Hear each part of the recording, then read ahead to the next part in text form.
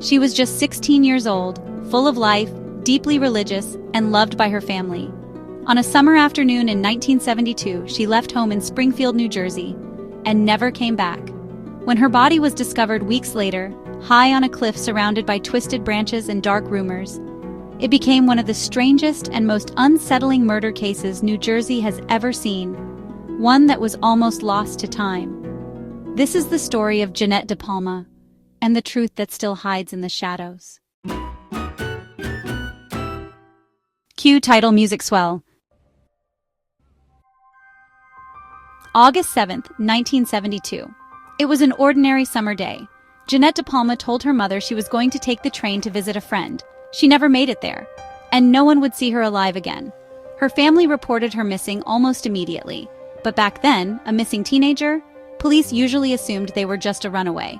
There wasn't an Amber Alert system, no cell phones, and without leads, the case just sat cold. It would be 6 long weeks before anything turned up. And what turned up was something straight out of a horror story. September 19th. A local dog wandered into a neighbor's yard, carrying something in its mouth. That something was a human forearm. Police traced the remains to a place known as Hoodal Quarry. Locals called it the Devil's Teeth, an eerie name for a desolate cliff surrounded by woods. That's where they found Jeanette Depalma's body, decomposed beyond recognition, lying face down on a makeshift altar of logs and stones. The papers ran with it. "Witchcraft killing?" one headline screamed. "Occult ritual sacrifice," another claimed. But was it real, or was it panic? The autopsy couldn't determine an official cause of death. Some coroners believe she may have been strangled, but her body was too decomposed to be certain. There were no knife wounds, no gunshot wounds, no signs of sexual assault. She was fully clothed, though some of her personal items were missing, including a cross necklace she always wore.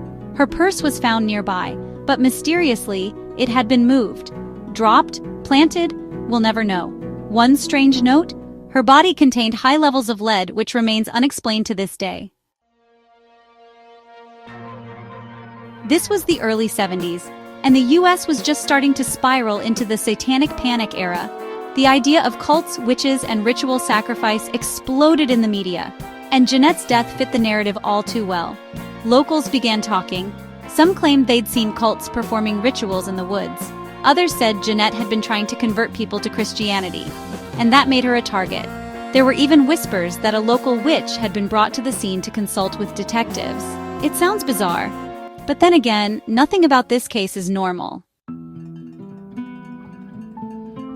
Back in 1999, when local journalists tried to access police files, well, they were told everything had been destroyed in a flood. A literal flood caused by Hurricane Floyd. For decades, that was it. No justice, no closure, until 2021. That year, the folks at Weird NJ, a magazine dedicated to strange local history, got access to the original crime scene photos and police reports. What they found changed everything. Those famous ritualistic symbols, the logs arranged like coffins, they weren't there. The photos showed a sad natural scene. No satanic markings, no carved stones, no bones. Just a girl left to rot on a cliff. Which honestly raises the real question, why did the world believe this was a satanic killing? Was it fear, misdirection, or maybe just a really convenient way for someone to hide the truth? So who could have done it? A local homeless man known as Red was briefly a suspect, but there was no evidence linking him. Some theorized she overdosed and friends panicked, staging the scene to confuse police. Others point to a more chilling theory, that she was murdered by someone she knew, someone trusted, who knew how to cover it up. There was even talk of a serial killer, Richard Cottingham, the torso killer, who hinted at involvement, but, no link was ever proven. It's been over 50 years, no arrests, no answers, and the truth about what happened to Jeanette Depalma may have been buried forever, along with her. But one thing is clear, something happened on that cliff in 1972, and someone out there knows what. Jeanette Depalma deserved justice. Instead, she became an urban legend. Thank you for listening to Cold Echoes. If you know something about Jeanette's case, or if you've heard rumors passed down through the decades, drop us a line. Next week, we uncover another forgotten mystery from America's haunted past.